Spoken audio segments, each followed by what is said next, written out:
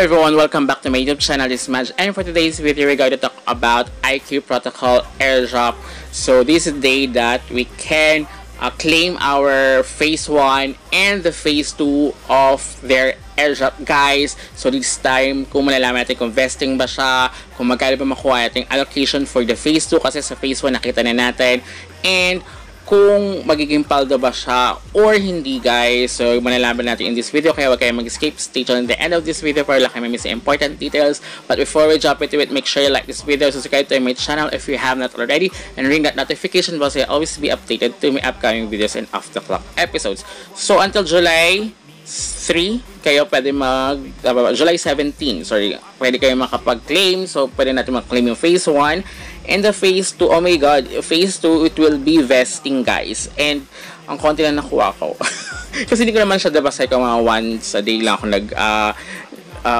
hindi ko naman kagad everyday na pinapa-rent yung akin, diba? So ayan, so ito yung eligibility criteria. So ganyan yung but I don't know bakit di sa participate in 5 to 7 task blocks. Hindi ako na-qualified, although sa Zeal campaign hindi ko talaga siya natapos, and sa Discord din naman kasi ako nakapag-hold ng ganyang amount. So malit na yun sa akin, diba?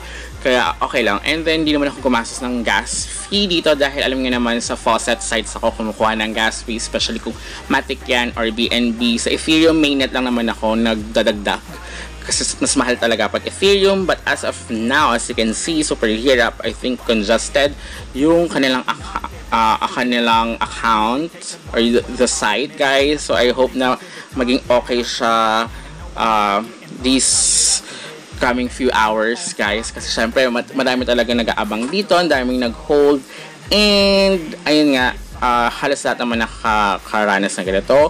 And yun nga, makuha ko lang is nasa 100 plus 5 na naka-hold ko. So I think paldog siya sa akin dahil super liit, diba? So let's hope sa mga nag-hold na malaki, and then yun nga, nakakuha na maraming multiplier is okay sa kanila. But thankful pa rin naman ako kasi may makakuha ko dahil hindi naman ako naglabas dito, diba? Maliit lang naman yung gas fee dahil Polygon mainnet naman siya. So which is okay lang for me. So I think babalik na lang ako kapag okay na siya, guys. So let's be thankful na lang kapag may nakuha tayo, either maliit or malaki. So ganun talaga sa airdrop live. So we never know kung sino talaga ang magiging okay at kung sino ba ang hindi, guys. But yun nga, sana kasi dapat list muna sila dahil listing sa mga bigger exchanges, I think dun siya magiging tataas yung kanyang value. But as of the moment, konti pa nga lang, diba? So ayan, guys, still an error.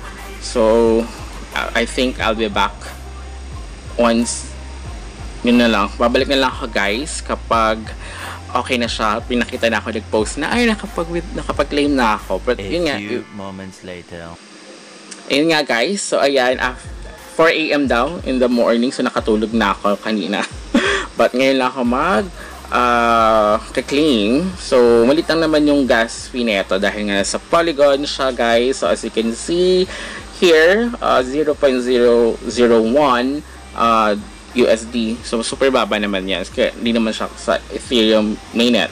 But ang pinakamababa, mababa din naman sa mga Arbitrum, OP, and Base, diba? So sa Ethereum lang talaga yung malalaking gas fee na you need to add at least mga $6, 7, 12, ganyan, diba? So at least dito, and yun nga, thankful pa rin naman ako.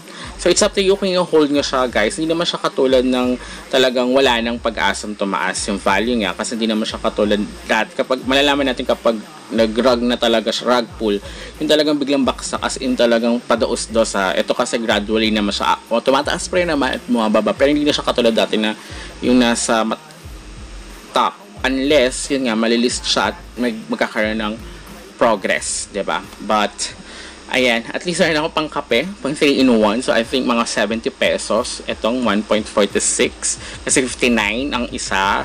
So at least almost 100 pesos. So okay na din. So thank you, diba?